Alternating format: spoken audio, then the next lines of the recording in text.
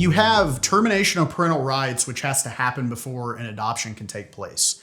So if you have, say, a grandparent, a third party that's not related to the child that wishes to adopt a child, the first step is you have to determine whether the parent's rights still exist. And in order for somebody to adopt, the biological parent's rights or the alleged parent's rights have to be terminated.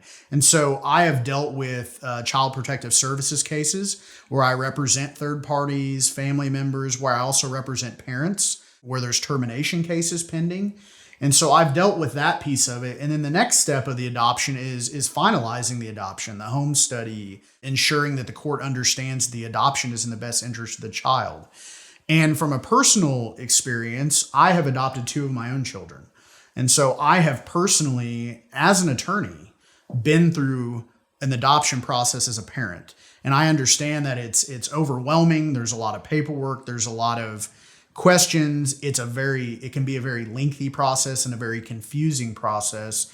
And even as somebody that's board certified in family law, as a client, I found myself getting anxious and wondering what's going to happen next and whether it's going to happen or not.